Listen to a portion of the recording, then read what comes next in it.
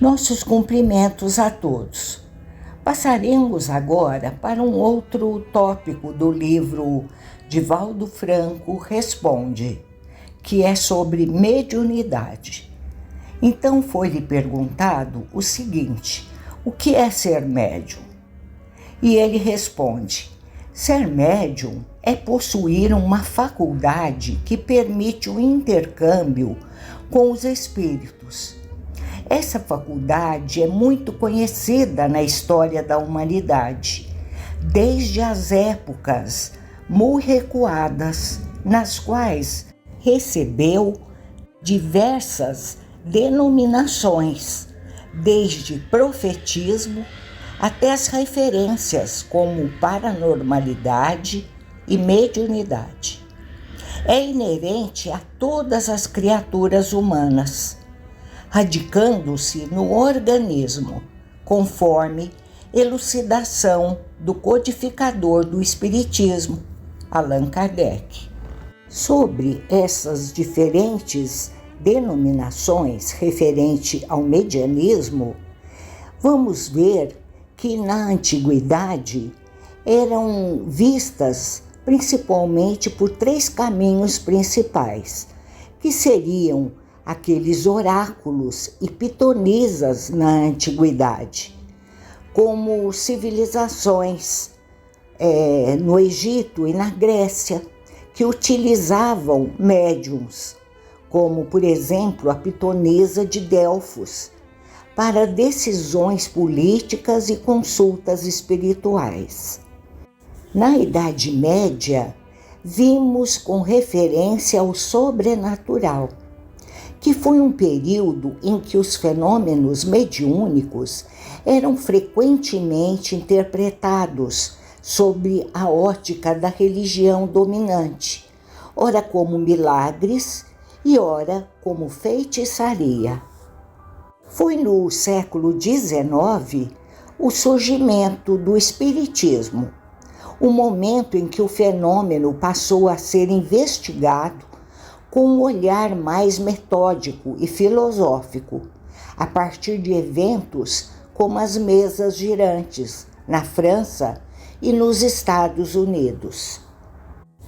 Vimos que Divaldo refere a mediunidade como sendo inerente a todas as criaturas humanas, radicando-se no organismo, por ser uma faculdade natural do ser humano, como a visão ou a audição, e não como um dom exclusivo de algumas pessoas.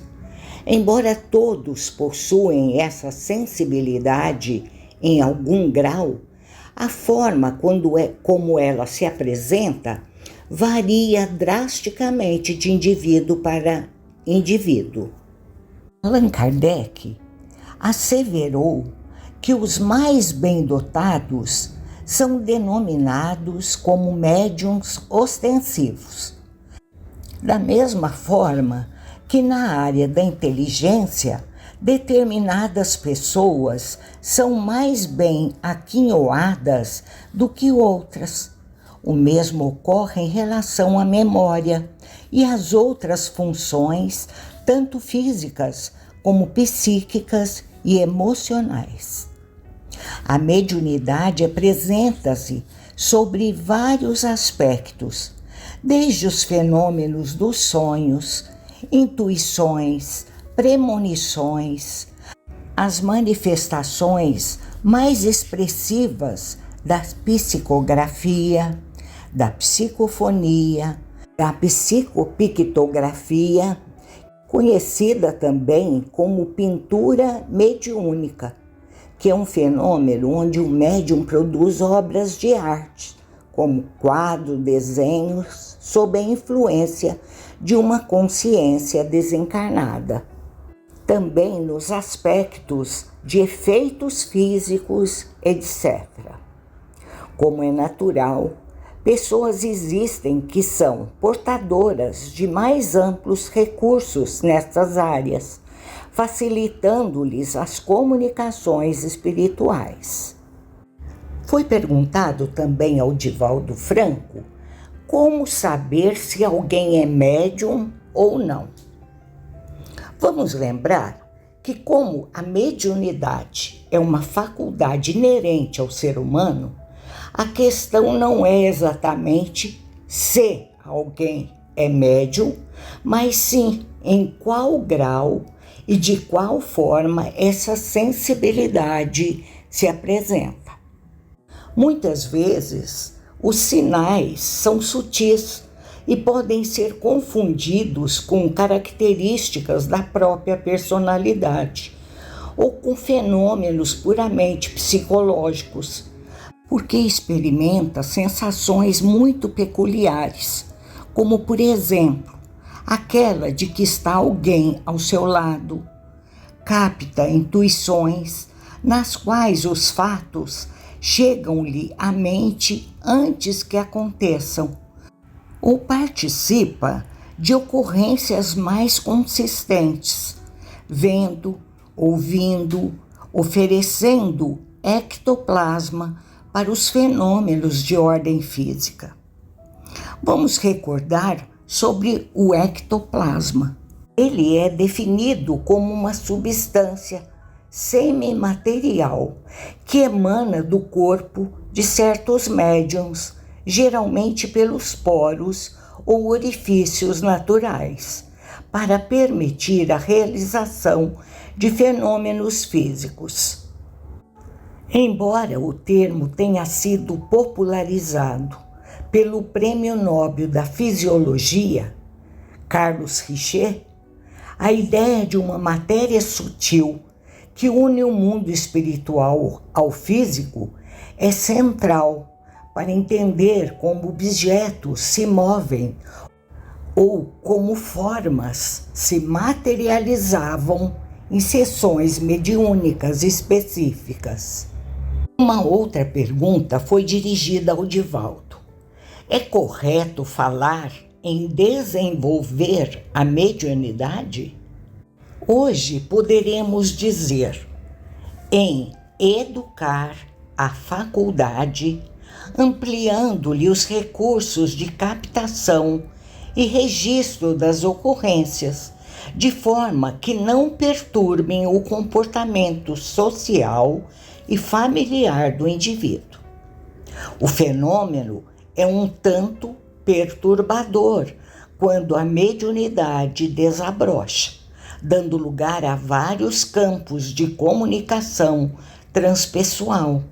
E como somos viandantes de muitas etapas através das reencarnações transatas, conduzimos em nosso cosmo interior adversários e espíritos simpáticos que facilmente passam a comunicar-se conosco.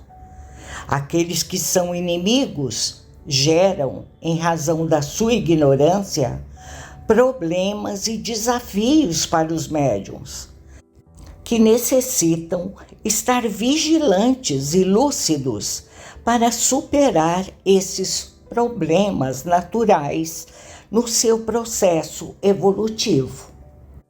A casa espírita é o lugar ideal para orientar o indivíduo, a fim de que possa estudar-se, compreender as suas reações nervosas, educar as manifestações inusitadas e abrir espaço para as comunicações mediúnicas dentro dos padrões corretos, oferecendo um ambiente seguro para que essa sensibilidade natural seja compreendida e direcionada para o bem. O processo é focado no equilíbrio entre o conhecimento intelectual e o aprimoramento moral, por meio de reuniões de estudo e prática mediúnica, que seguem etapas bem estruturadas, ou seja, estudo teórico. Antes de qualquer prática, o aluno estuda as bases científicas e filosóficas da mediunidade. Também o desenvolvimento da disciplina, O médium aprende a ter controle sobre suas faculdades, entendendo que a comunicação não deve ocorrer em qualquer lugar ou hora, mas sim em momentos propícios e preparados.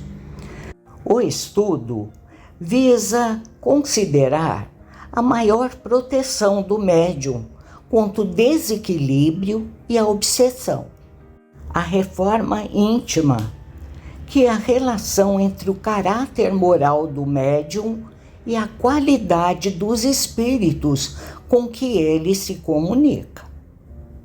A reunião prática é o ambiente e o passo a passo de uma sessão voltada para o exercício da mediunidade. Vamos à questão seguinte. Uma pessoa que vê um espírito com um colega ou com uma pessoa da família deve informar a este ou não? E Divaldo Franco responde: quando se trata de comunicações ainda iniciantes, vale a pena manter o pudor, a discrição, nada informando. Até quando, educando a mediunidade, as informações possam ser canalizadas com segurança. Quando se procede atividades e informações corriqueiras, torna-se frívola essa pessoa, porque está difundindo aquilo de que não tem seguro conhecimento, chamando atenção para si mesmo, e que certamente sem resultados positivos para ela e para os demais. A mediunidade, disse Allan Kardec, é coisa séria e deve ser praticada santamente, cristamente. Por isso o Espiritismo, sendo uma ciência, orienta, propondo valores éticos a fim de torná-la digna. A recomendação geral é a prudência. Nem sempre o que o médium vê é uma informação útil ou necessária para outra pessoa naquele momento. Falar sem critério pode gerar medo, desconforto ou até sugestões psicológicas negativas. Temos de avaliar sempre a utilidade e o amparo que ela pode proporcionar. A faculdade, como nós vimos, é natural, mas o seu uso consciente busca resultados específicos para quem emite e para quem recebe uma mensagem. Vamos lembrar que no Espiritismo o lema é dar de graça o que de graça recebemos. Mas ele vem acompanhado da caridade e do bom senso. Adaptando a famosa lição atribuída a Sócrates para a mediunidade, foi perguntado: o que vou dizer? É verdade? É bom? É necessário? E perguntamos: como é o estado emocional do outro? Lembremos também da responsabilidade do médium. O impacto de uma mensagem mal colocada pode ter na vida de alguém falsas expectativas, dependência, medo. O médium deve utilizar o filtro ético. Esse filtro serve para garantir que a faculdade seja usada como uma ferramenta de auxílio e não como algo que cause confusão ou medo. Por hoje vamos encerrando sobre o assunto, mas continuaremos daqui 15 dias. Uma ótima semana a todos e muita paz em todos os lares. Muito obrigada.